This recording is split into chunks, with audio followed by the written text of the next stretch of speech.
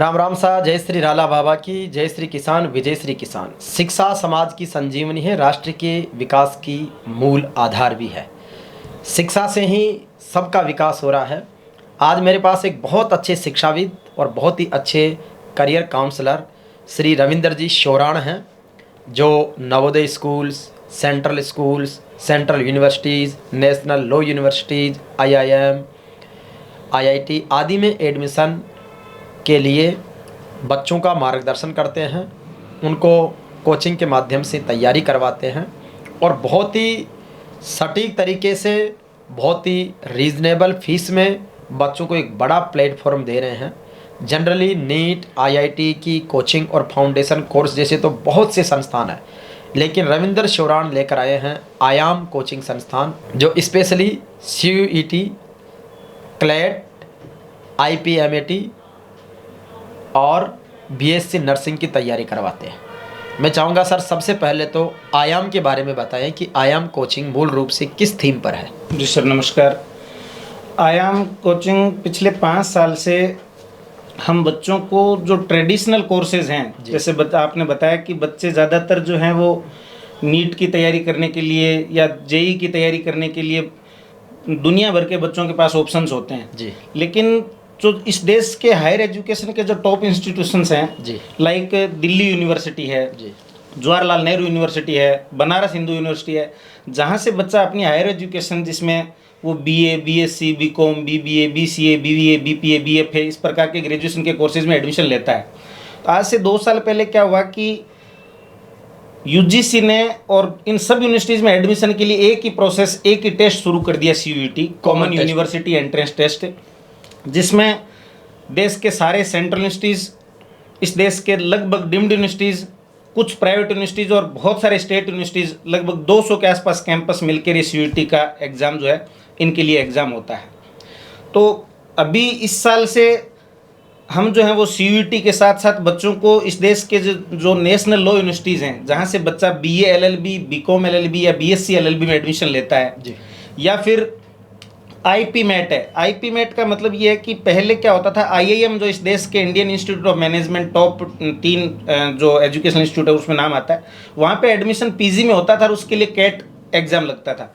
लेकिन पिछले कुछ सालों में इस देश के बहुत सारे IIM ने भी और ग्रेजुएशन में एडमिशन लेना शुरू कर दिया है। इसके लिए IPMAT टेस्ट लगता है, integrated programme in management aptitude test, ये IPMAT हो गया।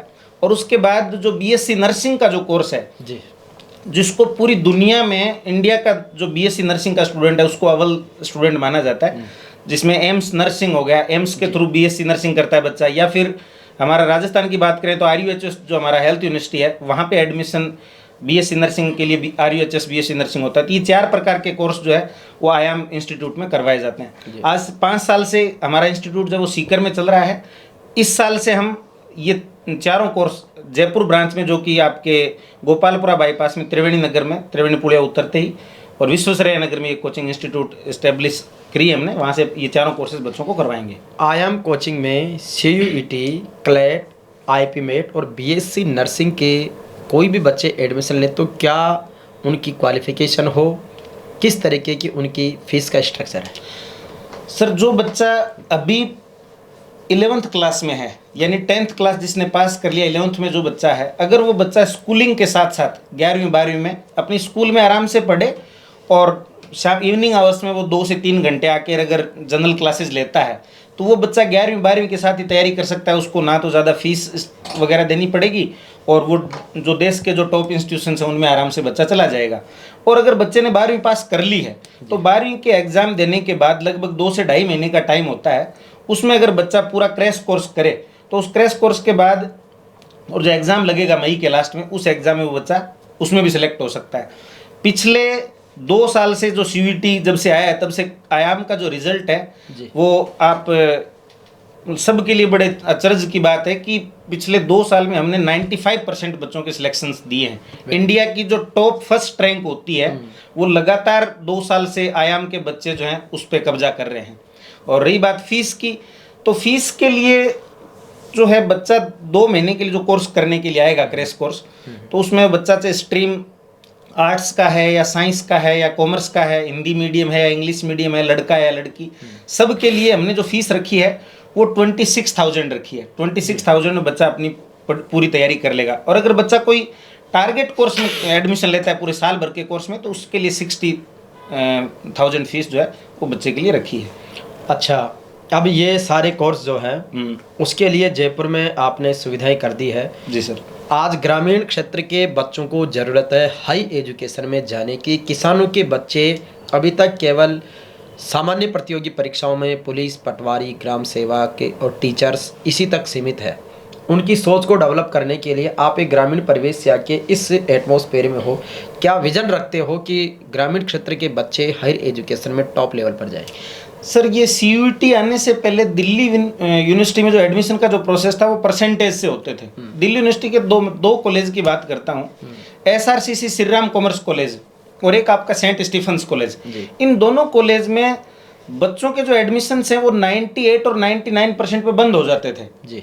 लेकिन CUET आने के बाद कमाल की बात ये हुई कि CUET में कोई बच्चा जिसके 45% मार्क्स आ रहे हैं ओनली +2 में, वो बच्चा भी इसका एग्जाम दे सकता है। और अगर वो एग्जाम में पास होता है तो उस बच्चे का SRCC और आपके सेंट स्टीफेंस कॉलेज में भी एडमिशन हो जाएगा।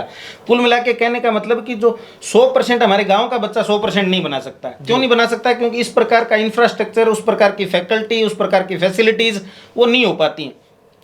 और दिल्ली जैसे बड़े शहरों के जो लोग हैं, मेट्रो सिटीज़ के जो बच्चे हैं, वो बच्चे CBSE बोर्ड में, ICSE बोर्ड में 100% ले आते थे।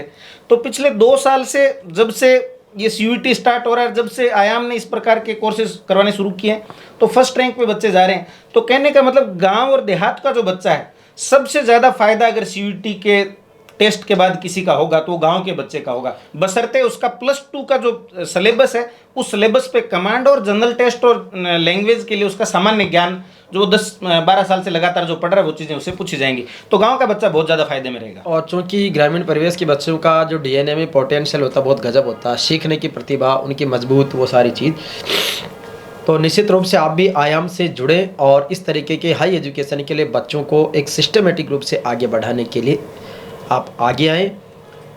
रविंदर जी आयाम का जयपुर का सेंटर देख रहे हैं जो गोपालपुरा मोड़ पर विश्वेश्वरैया नगर में है।